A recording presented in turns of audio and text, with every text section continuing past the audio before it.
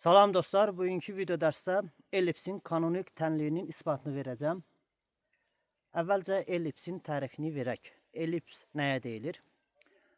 Ellips elə bir əyridir ki, müstəvi üzərində, koordinat müstəvisində, bax burada qeyd eləmişik, F1 və F2 fokus adlanan nöqtələrdən, bu nöqtələrdən məsafələrin cəmi sabit 2A ədədinə bərabər olan nöqtələrin həndəsi yerinə deyilir. Yəni bu nə deməkdir? Bax, burada tutaq ki, hər hansı bir nöqtə var. Tutaq ki, bir M nöqtəsi. Bu M nöqtəsindən buradan bura qədər olan məsafə ilə buradan bura qədər olan məsafənin cəmi bərabərdir. Eyni qaydada. Tutaq ki, burada bir K nöqtəsi var. Buradan bura qədər olan məsafə ilə buradakı məsafənin cəminə və yaxud da bu məsafələrin cəmi deyir ki, sabitdir. Buradan bura qədər olan məsafə bərabərdir. Buradan bura qədər olan məsafənin cəminə. Və yaxud da burada bir nöqtə var. Buradan bura qədər olan məsafənin cəminə buradakı məsafənin cəminə bərabərdir. Yəni buradakı bütün bu məsafələrin cəmi nədir? Bərabərdir. Yəni bu əyri üzərində elə nöqtələr yerləşmişdir ki, bu əyri üzərində götürülmüş istənilən nöqtədən o fokus nöqtələrinə qədər olan məsafələri cəmi sabitdir və onların hamısı nəyə bərabərdir? 2A ədədinə bərabərdir. Burada qeyd eləmişik A1 nöqtəsinin koordinatı A0, A2 nöqtəsinin koordinatı mənfi A0. O zaman A1, A2 parçasına deyirlər böyük oxu 2A ədədinə bərabərdir. B1 nöqtəsinin koordinatı 0B, B2 nöqtəsinin koordinatı 0 mənfi B.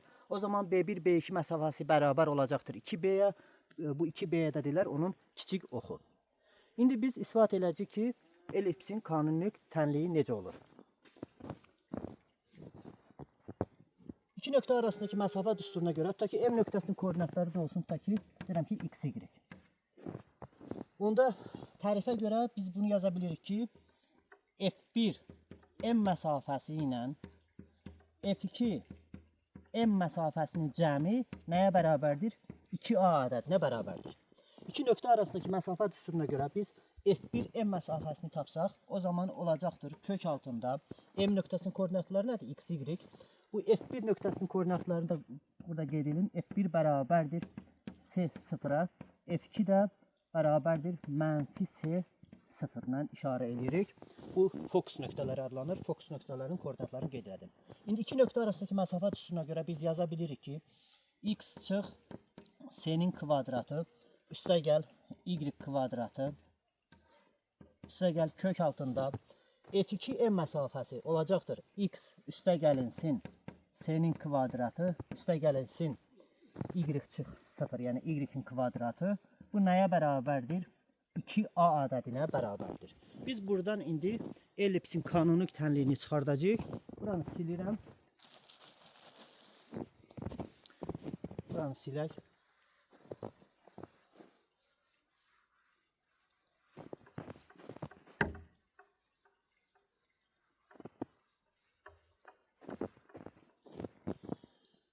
Bunu bu kökaltı ifadəni sağ tərəfə keçirəcəyik. O zaman kvadratı da yüksəldəcəyik bir dəfə. Olacaq nə? X kvadratı çıx 2CX üstə gəlinsin S kvadratı, üstə gəl Y kvadratı bərabərdir. Bunu sağ tərəfə keçirdik, kvadrata yüksəldirik. Bax, sağ tərəfə keçirəndə belə olur da. Bu elə bil bərabər olur nəyə? Buranı silirəm, burada yazıram. Bunu sağ tərəfə keçirəndə bərabər olur nəyə? 2A çıx kök altında X üstə gəlinsin S-nin kvadratı, üstə gəlinsin Y-in kvadratı. Bu bərabərliyi nə edirik? Tərəf-tərəfdən kvadrata yüksəldirik. Sol tərəfi kvadrata yüksəltdim. Sağ tərəfdə kvadrata yüksəlsək olacaq 4A kvadratı çıx 4A vurulsun kök altında X üstə gəl S-nin kvadratı, üstə gəl Y kvadratı, üstə gəl bir dənə bunun kvadratı olacaqdır. Bunu da birbaşa açıram. Olacaqdır nə? X kvadratı üstə gəlinsin 2CX üstə gəlinsin S kvadratı, üstə gəlinsin Y kvadratı. Oxşar hədləri islah edirəm. X kvadratlar gedir buradan. S kvadratlar da buradan gedir. Y kvadratlar da islah olunur və ortada qalanları yazıram. Burada 2CX-i də sol tərəfə keçirsək olacaqdır mənfi 4CX bərabərdir 4a kvadratı çıxılsın 4a vurulsun kök altında x üstə gəlinsin s'nin kvadratı üstə gəlinsin y'in kvadratı. Sonra tərəf-tərəfdən bir də 4-ə bölürəm. 4-ə bölsək olacaqdır. Bax belə. 4-ə bölürəm və bunu da o tərəfə keçirirəm. Olacaqdır nə? A kvadratı üstə gəlinsin a kvadratı 4-ə bölürəm. Üstə gəlinsin cx bərabərdir. Bunu da bu tərəfə keçirdik. A vurulsun kök altında x üstə gəl s'nin kvadratı üstə gəlinsin y'in kvadratı. Bunu uşaqlar bir də biz nə edirik? Kvadrata yüksəldirik.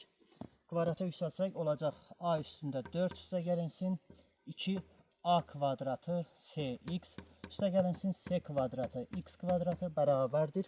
A kvadratı vurulsun. Bunu da açılışını yazıram birbaşa. X kvadratı üstə gəl 2cx üstə gəl c kvadratı. Düzdürmü? Üstə gəlsin bir də y'in kvadratı. Mötərizələri açsaq olacaqdır.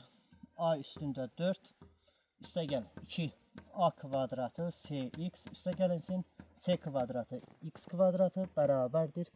A kvadratı x kvadratı üstə gəlinsin 2a kvadratı cx üstə gəlinsin a kvadratı c kvadratı üstə gəlinsin a kvadratı y'in kvadratı.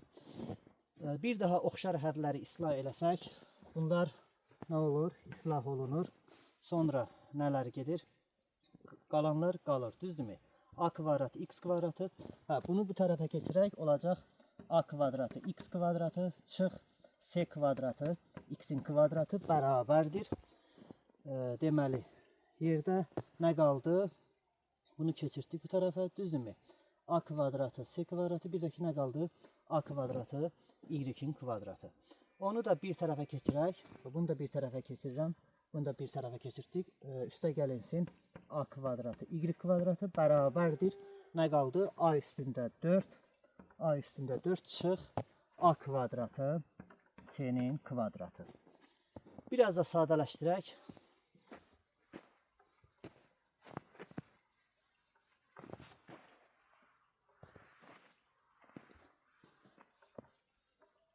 Biraz da sadələşdirək.